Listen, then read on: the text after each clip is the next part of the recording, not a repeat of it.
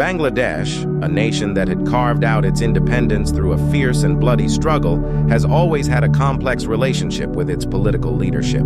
The euphoria of liberation in 1971 had given birth to a nation full of hope, ready to chart its own course in the world. But as decades passed, the dreams of democracy and social justice were often overshadowed by political turmoil, corruption, and autocratic rule. The people of Bangladesh, especially its younger generations, found themselves increasingly disillusioned with the state of their country's leadership. This discontent came to a head during the long and controversial rule of Prime Minister Sheikh Hasina, a figure who had once been celebrated as a beacon of democracy, but whose leadership had become synonymous with authoritarianism. The beginning of the end for Hasina's dominance was marked by a series of student-led protests that erupted in 2024. What began as a movement to demand safer roads, following a tragic accident that claimed the lives of 2 students, quickly evolved into a broader protest against government corruption, human rights abuses, and the erosion of democratic freedoms. The streets of Dhaka, Chittagong, Sylhet, and other major cities were filled with young people, holding banners and chanting slogans demanding justice and change. The movement, which had started with specific grievances, soon became a rallying cry for a generation fed up with the status quo. Sheikh Hasina, who had been in power since 2009, was no stranger to political challenges. She had faced opposition before, but this time felt different. The protests were not just about her government's policies, they were about her very legitimacy as a leader. Critics accused Hasina of turning Bangladesh into a de facto one-party state, where dissent was crushed, elections were rigged, and the media was muzzled. Under her rule, Bangladesh had indeed seen significant economic growth, with improvements in infrastructure, education, and healthcare. However, these achievements were often overshadowed by allegations of corruption, human rights violations, and the centralization of power. The student protests, fueled by social media, quickly gained momentum. Platforms like Facebook, Twitter, and Instagram became essential tools for organizing rallies, sharing information, and mobilizing support. The government's attempts to control the narrative by censoring the internet and cracking down on protest leaders only served to galvanize the movement further. Images and videos of police brutality against peaceful protesters spread like wildfire, drawing widespread condemnation both domestically and internationally. As the protests grew in size and intensity, they began to attract attention from various political factions. Opposition parties, which had long been marginalized by Hasina's government, saw an opportunity to align themselves with the students and capitalize on the growing discontent. However, the students were wary of being co-opted by traditional politicians whom they also viewed as part of the problem. They demanded not just a change in leadership, but a fundamental overhaul of the political system, a system they believed had failed to serve the interests of the people. Amid the growing unrest, a new figure emerged as a potential leader for the nation, Yunus. Known internationally as the banker to the poor, Yunus had won the Nobel Peace Prize in 2006 for his pioneering work in microfinance through Grameen Bank. His efforts to provide small loans to the impoverished, particularly women, had helped lift millions out of poverty.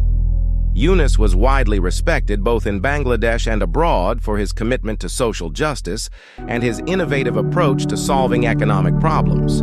However, he had always kept his distance from the murky world of politics, preferring to focus on social entrepreneurship and development. But as the situation in Bangladesh grew increasingly dire, Yunus began to feel a moral obligation to step into the political arena. The calls for his leadership grew louder, as people saw in him a figure who could transcend the bitter partisan divides that had plagued the country for so long. Yunus's entry into politics was met with a mix of hope and skepticism. While many viewed him as a breath of fresh air, others questioned whether a man who had spent his life outside the political system could navigate the complexities of governance. Yunus, however, was undeterred.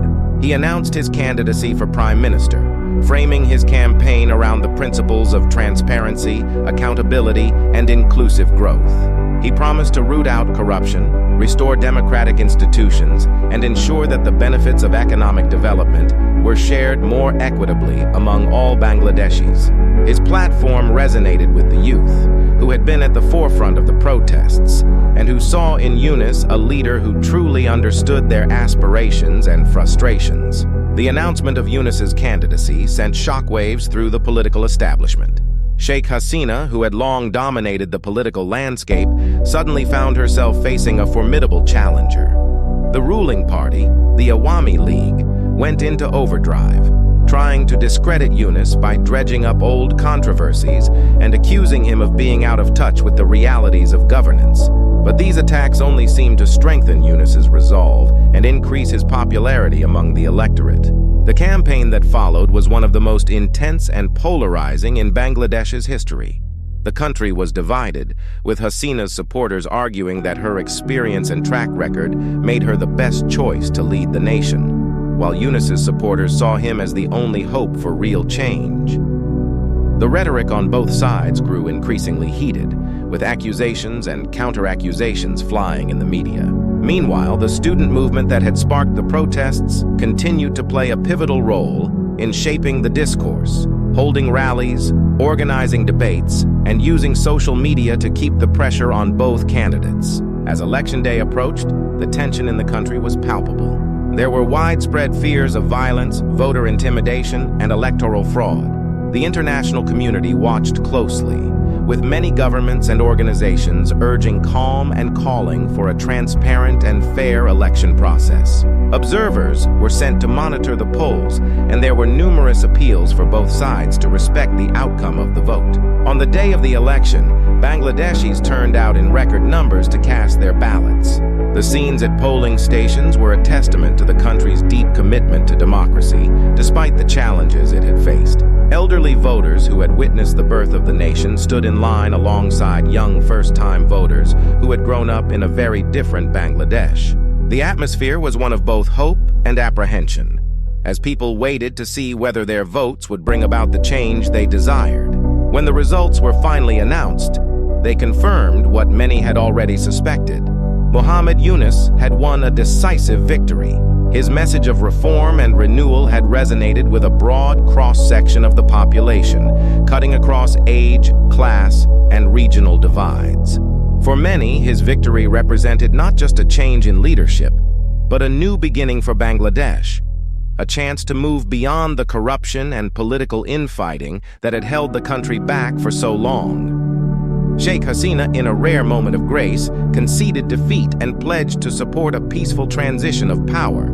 It was a significant moment in Bangladesh's political history, as it marked the first time in decades that power would be transferred from one party to another through a truly competitive election. The international community hailed Yunus's victory as a triumph for democracy, and there were hopes that his leadership would usher in a new era of stability and prosperity for the nation. Yunus's challenges as prime minister were immense. He inherited a country deeply divided along political lines, with a fragile economy and a host of social issues that needed urgent attention. His government immediately set to work on a series of reforms aimed at restoring public trust in the political system. One of his first acts as prime minister was to launch an anti-corruption drive, targeting both high-level officials and local bureaucrats who had enriched themselves at the expense of the people. He also moved to strengthen the judiciary, ensuring that it would operate independently of political influence. At the same time, Yunus focused on fulfilling his campaign promise of inclusive growth. He expanded his microfinance initiatives, directing government resources to support small and medium-sized enterprises across the country. His administration also invested heavily in education, healthcare, and infrastructure, with a particular focus on rural areas that had long been neglected by previous governments. Yunus was determined to ensure that the benefits of economic growth were not confined to the urban elite, but reached every corner of Bangladesh. One of the most significant challenges Yunus faced was dealing with the remnants of the old political order. While many within the Awami League accepted the election results, there were still factions that were unwilling to give up power. Yunus knew that for his reforms to succeed, he would need to bring these groups into the fold and build a broad-based coalition. He reached out to opposition parties and civil society organizations, seeking to create a more inclusive political process that would prevent the kind of polarization that had plagued the country in the past. Yunus's efforts were not without resistance. There were frequent protests by those who felt threatened by his anti-corruption measures, and the government faced criticism from various quarters, including the media and international observers, who questioned whether Yunus's reforms were moving fast enough. However, Yunus remained steadfast in his commitment to his vision for Bangladesh. He knew that real change would take time, and he was determined to stay the course. As the months passed, Yunus's government began to see the fruits of its labor. The economy started to stabilize, with growth rates improving and poverty levels decreasing. The anti-corruption drive began to yield results, with several high-profile convictions sending a strong message that no one was above the law. Education and healthcare initiatives started to improve the lives of millions, particularly in the rural areas that had long been neglected. Internationally, Yunus's leadership was widely praised. Bangladesh, once seen as a troubled nation on the brink of collapse, was now being held up as a model of how to transition from authoritarianism to democracy. Yunus was invited to speak at global forums where he shared his experiences and insights on governance, poverty alleviation, and economic development. His story, from a social entrepreneur to the leader of a nation, inspired many around the world who were struggling with similar challenges. Yet, Yunus remained grounded, always mindful of the fact that there was still much work to be done. He continued to engage with the youth who had been at the forefront of the protests that had brought him to power, regularly holding town halls and open forums where he could hear their concerns and ideas. He knew that the future of Bangladesh depended on empowering the next generation, and he was committed to creating a political culture that was more participatory and transparent. The story of Bangladesh's political transformation is one of hope, resilience, and the power of collective action. It is a reminder that even in the face of great adversity, change is possible when people come together and demand better from their leaders. Muhammad Yunus's rise to power marked a new chapter in the country's history, one that was defined not by political conflicts and corruption, but by a renewed commitment to democracy, justice, and equality.